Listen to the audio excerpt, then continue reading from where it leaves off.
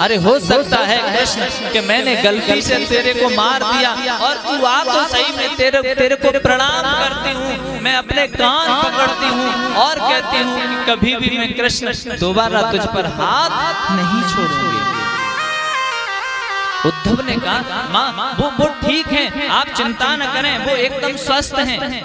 अब माँ ये बताइए, मैं उन गोपियों से मिलना चाहता हूँ जो कृष्ण को प्रेम करती हैं, जो कृष्ण की याद में व्यथित हैं, वो कहाँ मिलेंगी? तो माता यशोदा ने कहा कि तुम उनसे मिलना चाहते हो ना, तो ऐसा करो, आगे एक बाग है, उस सरोवर के किनारे सभी गोपियां तुमको बैठी मिलेंगी, जाकर के मिल लो। उद्धव गए तो देखा, पहले जाकर के छुप गए और प्रणाम, देखा कि गोपियां कृष्ण के बारे में बात कर रही हैं। एक गोपी कह रही है, बोले आज तो बड़ो अचंभो है गयो। बोले का भयो? बोले आज रात में मैंने कृष्ण को देखो सपने में।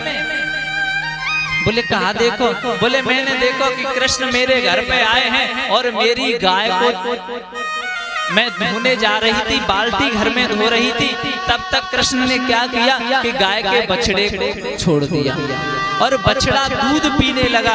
और जैसे ही मैं कृष्ण को पकड़ने के लिए भागी ना बहन, तब तक मेरी नींद खुल गई। ओहो, दूसरी बोली तूने तो यही देखा है, पता है मैंने आज कहा देखो? दूसरी गोपी बोली कहा देखो ने को बताइयो?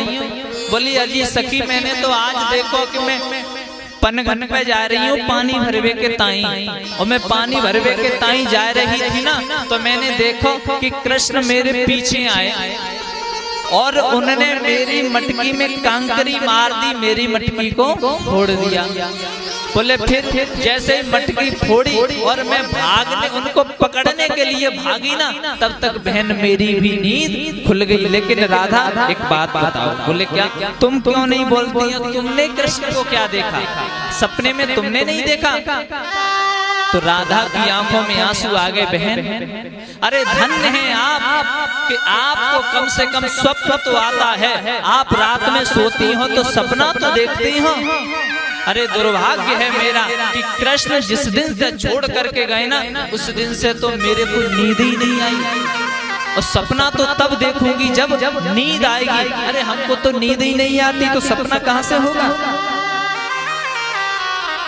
तब तक उन सखियों के पास में एक रोता, एक घूमता हुआ भौरा आ गया, और भौरा आकर के उन सखियों के पैरों में भुन भुन आ रहा।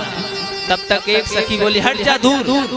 अबे मूर्ख भौरा, तू तो बड़ा कपटी है। अच्छा तू काला है ना, मैं समझ गई। ओहो तू काला है ना, तू कृष्ण का मित्र होगा, कृष्ण ने तुझको भेजा होगा, क्योंकि वो भी काला है और तू भी काला है, और वो भी कपटी है, उससे ज्यादा तू कपटी है। अरे मैं भौरा कहता है मैं क्यों कपटी हूँ? अरे बोले मैं तो इसलिए कपटी। भौरा ने कहा मैं क्यों कपटी हूँ? तो गोपी बोली कि कृष्ण क्या करता है? अरे पहले तो लोगों को अपना बनाता है, पहले तो जोड़ता है, जब लोगों का मन कृष्ण में लग जाता है, जब उसको अपना मान लेते हैं ना, तो वो छोड़ करके चला जाता है। लेकिन भौरा तुम क्या करते हो? बोले तुम भी फूल पर बैठते हो, उसकी गंध लेते हो, उसका रस लेते हो, और रस लेकर के फूल से उड़ जाते हो। कृष्ण कपटी है, वैसे ही तुम भी कपटी हो। और भौरा के मुंह पे एक लाल लाल सी रेखा होती है, कभी देखना। गोपी बोली मैं समझ गई, तुमको कृष्ण ने भेजा है। क्यों? बोले उसके भी ओठ लाल है ना, देखो तुम्हारे भी ओठ लाल। तुम पक्के उसके सखा हो, और चले जाओ। मैं काले लोगों को देखना पसंद नहीं करती, मैं कपटी लोगों से दूर रहती हूँ। तब तक उद्धव आए। उद्धव ने कहा देखो भागवत में तो यहाँ एक गीत है पूरा, भ्रमर गीत, मधु तब के तब बंधु। गोपियां बहुत गाली देती हैं, ऐसा समझिए। अंत में क्या होता है? उद्धव आते हैं। उद्धव ने कहा गोपी ओहो, मैं तो आज तुम्हारी बात को छिप करके सुन रहा था कि तुम कृष्ण को कितना कपटी बोल रही हो। कृष्ण कपटी नहीं है। बोले फिर? बोले आप लोग पागल हो। बोले क्यों? अरे आप कृष्ण, वो तो भगवान है और वो भगवान तो सर्वगुण संपन्न है और वो सब जगह व्याप्त है, वो निर्गुण है। तुम उस कृष्ण की उपासना क्यों करती? उपासना करो तो निर्गुण रूप में करो। गोपी बोली अजी वो निर्गुण निर्गुण तो है ना। बोले क्यों? यदि वो निर्गुण होता तो एक बात बताओ, तो वो लीलाएं कैसे करता? तो वो माखन कैसे चुराता? वो गायों को कैसे चराता? गोवर्धन कैसे धारण करता? तुम उसको निर्गुण कहते हो? नहीं नहीं, वो निर्गुण नहीं है।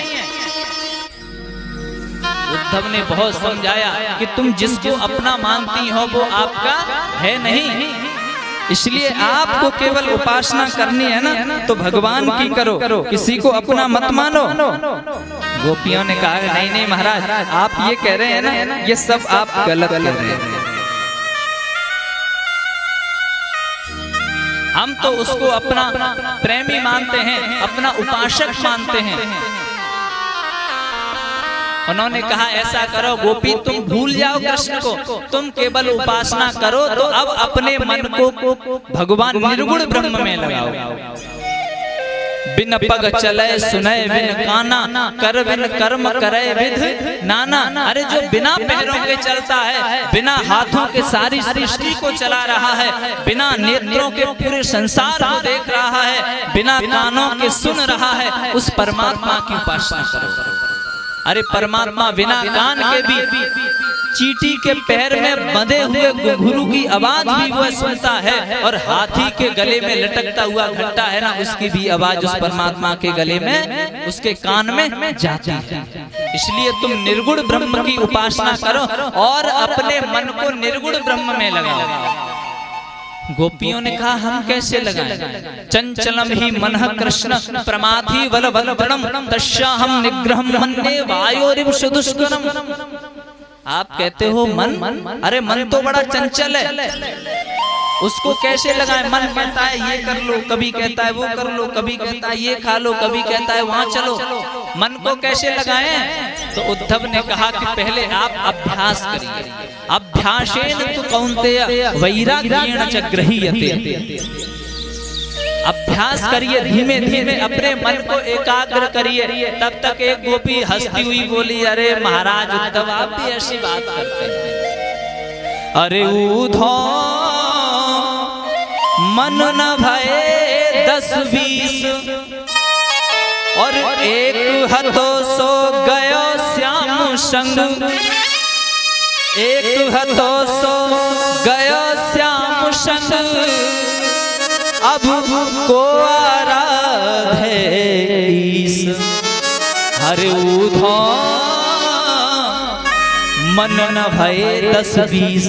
अरे मन तो एक है, चाहे उसको निर्गुण ब्रह्म में लगा लो, चाहे उसको सगुण ब्रह्म में लगा लो, अरे चाहे कैसे भी उसको मान लो। और उद्धव तुम कहते हो मन को लगाए? नहीं नहीं, अरे हमारा तो सब कुछ अब कृष्ण है कि कृष्ण तन कृष्ण मन और कृष्ण ही हमारा धन, और ऊदो हमें कृष्ण सो ही 8याम काम है।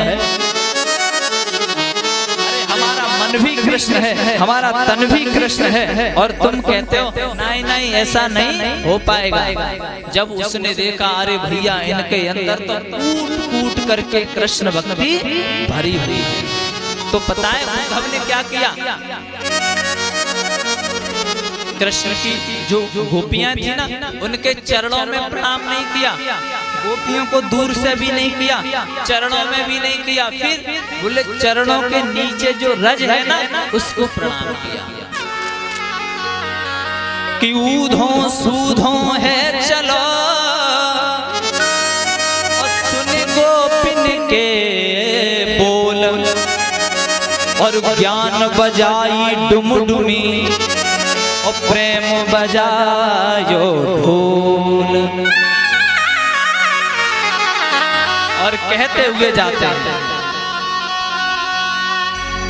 अपने चरणों में दे